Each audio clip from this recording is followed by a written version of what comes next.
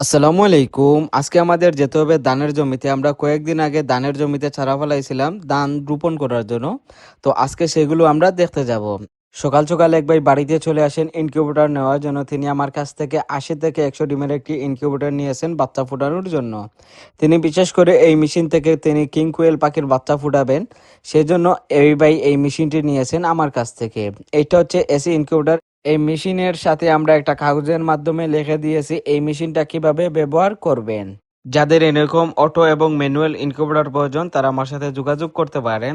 এখন চলে আসছি আমাদের ধানের জমিতে। বর্তমানে এখানে পানি আছে, একটু দেখলেই বুঝতে পারবেন এখন বর্তমানে এখানে পানি আছে। আমরা আরেকবার এই ধানের জমিতে আসছিলাম বরুণা ধানের সময়। এখান থেকে আমরা ধান কেটে নিয়ে গিয়েছিলাম, আপনাদেরকে একটা ভিডিওর মাধ্যমে সেইটা আমরা দেখিয়েছিলাম।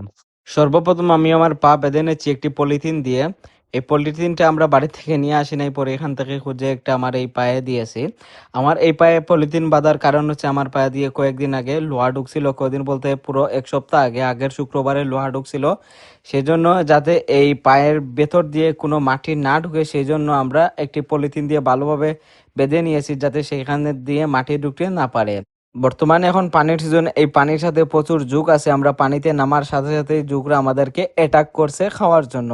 অনেকেই এই যুগ দেখে ভয় পান, কিন্তু আমাদের এই যুগ দেখে কোনো কিছুই হয় না, বা আমাদের অনেক সময় দেখা যায় যে পায়ে ওরা উঠে রক্ত খাচ্ছে। যেহেতু আমরা মাঠে কাজ করে থাকি এই জন্য এই যুগগুলো দেখলেই আমাদের কোনো কিছুই হয় না। পাশেই একটা মাছ ধরার জন্য জাল ছিল, তো আমার ছোট ভাই বলতেছে দেখি মাছ উঠে নাকি, সে এইটা এখন ট্রাই করে দেখবে, যাতে এটা পানিতে ফেলে দেখবে যাতে এইটাতে মাছ উঠে কিনা। তো এইটাতে আমরা দেওয়ার পর তেমন একটা মাছ পাই না, যেহেতু এখন বর্তমানে পানি বেশি ও রোদও আছে। রোদ উঠলে সাধারণত মাছ একটু বেশি থাকে, কিন্তু আমরা পাই নাই যেহেতু এখানে পানি বেশি হয়ে গেছে। এইটা যেহেতু আর একটু পানি কম থাকতে লাগানো হয়েছিল, যে এখন বর্তমানে পানি বেশি হওয়ার কারণে মাছ এইটা দিয়ে আর আসে না।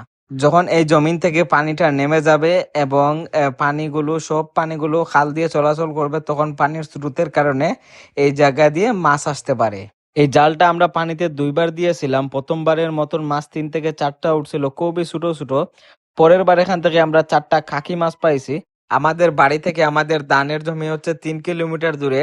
সেজন্য আমরা দেখতে আসছি যে আজকে এই ধানগুলো সবগুলো ঠিকঠাক মতো আছে কিনা। এখানে দেখতেই পারতেছেন যে হাঁস ঘোরাফেরা করতেছে। যদি এখানে চারিদিক দিয়ে বেড়া দেওয়া না হতো তাহলে সেখানে হাঁস ঢুকে সেই ধানগুলো খেয়ে ফেলতো।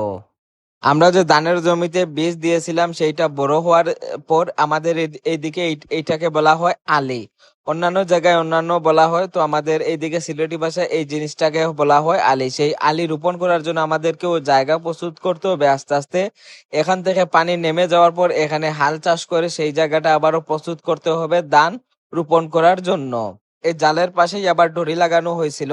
এটাকে সিলেটি ভাষায় আমাদের এদিকে ডরি বলা হয়, অন্যান্য জায়গায় কি বলা হয় সেটা আমার সঠিক জানা নেই। এই ডরিতেও কোনো মাছ উঠে নাই। এখানে যে ৪টা মাছ দেখতে পাচ্ছেন এগুলো হচ্ছে খাকি মাছ। এগুলো আমাদের এদিকে খাকি মাছ বলা হয়, অন্যান্য জায়গায় অন্য কিছু বলা হতে পারে। পরের বার আমরা জালটা যে পানিতে দিয়েছিলাম সেই পরের বার এই ৪টা মাছও উঠছিল শুধু। এখানে যে জায়গাটা দেখতে পারতেছেন এখানেই আমরা ধানের বীজ রোপণ করছিলাম। প্রথমে যে জায়গাটা দিয়েছেন এটাতে একবার ধানের বীজ দেওয়া হয়েছিল, সেখানে ধানের বীজগুলো সঠিকভাবে উঠে নাই। সেজন্য এখানে আবারও ধানের বীজ দেওয়া হবে যাতে সঠিকভাবে উঠতে পারে। পাশের যে জায়গাগুলোতে ধানের চারা দেওয়া হয়েছিল এগুলো হচ্ছে আমাদের চাচাদের। বর্তমানে যে জায়গাটা দেখতেছেন একটু একটু উঠছে, এইটা হচ্ছে আমাদের।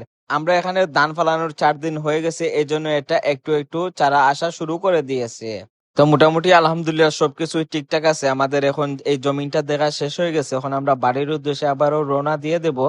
আমি বর্তমানে যে জায়গাটা পাড়ি দিয়েছি এই জায়গাটা একটু এখানে গর্ত আছে, এই জন্য এখানে একটু বেশি পানি হয়ে গেছে। তো এই ছিল আজকের এই ভিডিও। আমাদের জন্য সবাই দোয়া করবেন যাতে আল্লাহ তাআলা আমাদেরকে নেক হায়াত দান করেন। আসসালামু আলাইকুম।